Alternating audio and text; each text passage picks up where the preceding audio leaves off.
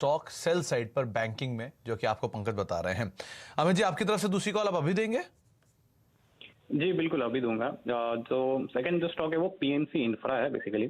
सो PNC infra में क्या है, लास्ट मंथ के हाई पे से ऑलमोस्ट 23% का करेक्शन देखने मिला था और उसके बाद एक रिन्यूड बाइंग इंटरेस्ट बोल सकते हैं स्टॉक में एक देखने मिल रहा है। 290 के लेवल से आज वो अच्छे से होल्ड कर रहा है, तो मुझे लग रहा है कि अपसाइड पोटेंशियल इस स्टॉक में है 320 तक। सो करंट मार्केट प्राइस 296 पे बाय कर सकते हैं, 320 का टारगेट रहेगा और जो स्टॉप लॉस जो बन रहा है उसका 285 का। 285 का एक स्टॉप लॉस और लॉन्ग साइड पर पीएनसी इंफ्रा में आपको जाने की सलाह है। 2004 करोड़ के 2 ऑर्डर के लिए भी कंपनी L1 बिडर के तौर पर सामने आई है। ये भी एक खबर इस कंपनी से जुड़ी हुई है। 320 रुपए के टारगेट्स के लिए आप पीएनसी इंफ्रा को भी लॉन्ग साइड पर देख सकते हो। 285 का एक स्टॉप लॉस यहाँ पर मेंटेन कर सकते हो।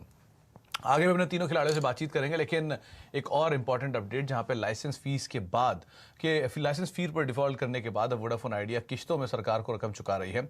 सूत्रों के मुताबिक कंपनी ने सरकार को 20% रकम और चुकाई है और बाकी फीस चुकाने के लिए वक्त मांगा है।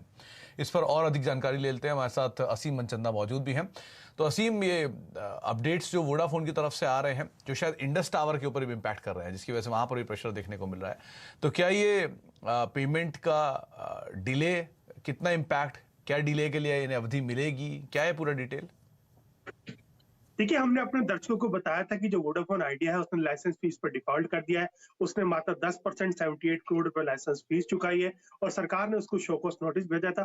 उसके बाद कंपनी ने सरकार को कहा कि हम इंस्टॉलमेंट में पैसा चुकाएंगे। जो सूत्रों से हवाले से जानकारी मिल रही है, कंपनी ने एक इंस्टॉलमेंट सरकार को दे दी है। कंपनी ने करीबन 20% के आसपास रकम सरकार को दी है। कंपनी ने 151 करोड़ रुपए लाइसेंस फीस और 27 करोड़ रुपए स्पेक्ट्रम चार्ज के तौर पर सरकार को चुकाया। बाकी की रकम चुकाने के लिए कंपनी ने सरकार से और वक्त मांगा।